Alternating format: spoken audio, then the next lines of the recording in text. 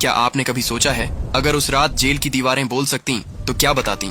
वो रात जब आकाश में बिजली चमकी, यमुना जी की लहरें उठी और एक बालक का जन्म हुआ जिसकी हंसी ने पूरी सृष्टि की किस्मत बदल दी। लेकिन उस रात एक ऐसा रहस्य भी जन्मा जिसे आज तक कोई नहीं समझ पाया। हजारों साल पहले मथुरा के उस अंधेरे कारागार में भारी बारिश हो रही थी। कंस की जेल के बाहर बिजली की चमक और अंदर देवकी की आंखों में आंसू।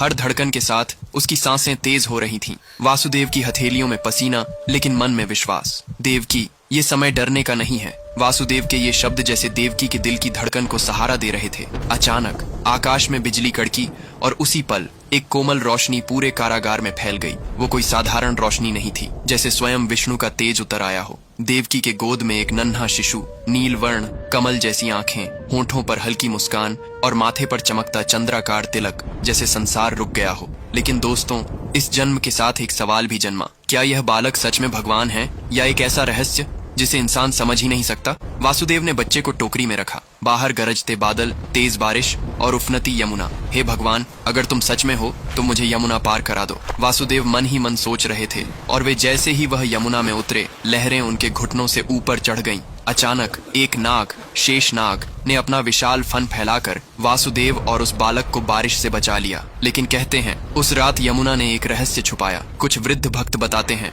जब वसुदेव आधे रास्ते पहुंचे, पानी में एक छाया दिखाई दी, जैसे कोई स्त्री सफेद वस्त्र में जल में खड़ी मुस्कुरा रही हो और फिर लहरों में विलीन हो गई। कौन थी वो? आज तक कोई नहीं जानता। कुछ कहते हैं वो गंगा माता का रूप थी, कुछ कहते हैं स्वयं राधा कृष्ण के स्वागत में आई थी। वासुदेव जब गोकुल पहुंचे, नंद बाबा का घर दीपकों से रोशन था। यशोदा माँ गहरी नींद में थी, लेकिन उनकी बाहों में भी एक नवजात बालिका थी। कहते हैं, जैसे ही वासुदेव ने दोनों बच्चों को बदला, एक अदृश्य शक्ति ने यशोदा के सपनों में कान में कहा, माँ, मैं आ गया। लेकिन दोस्तों, असली रहस्य ये है, यशोदा ने बिना देखे भी महसूस कर लिया था कि उनके गोद में अब जो बालक है वो कोई साधारण बच्चा नहीं। और तभी से जन्माष्टमी के दिन मथुरा वृंदावन में रात को मंदिरों में दीपकों की कतार, भजन की धुन और गोपियों की नृत्य मुद्राएं मनाया जाता है। कुछ श्रद्धालु कहते हैं, रासलीला के बीच एक क्षण आता है जब सभी नर्तक रुक जाते हैं और लगता है जैसे मुरली की असली धुन सुनाई दी हो। देश में जन्माष्टमी हर शहर में अलग अलग तरीके से मनाई जाती है। जैसे महाराष्ट्र में दही हांडी का रोमांच होता है, सैकड़ों युवा ऊपर बंधी मटकी को ताड़ते हैं। लेकिन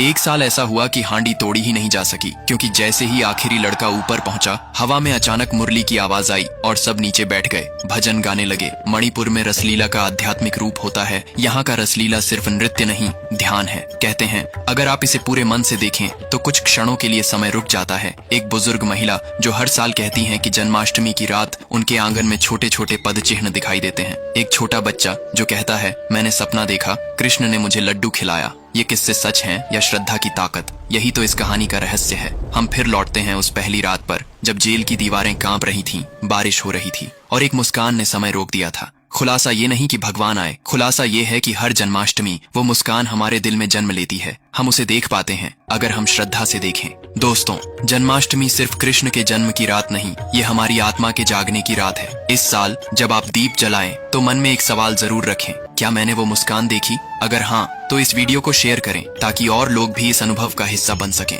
कमेंट में लिखें, राधे राधे, जय श्री कृष्णा।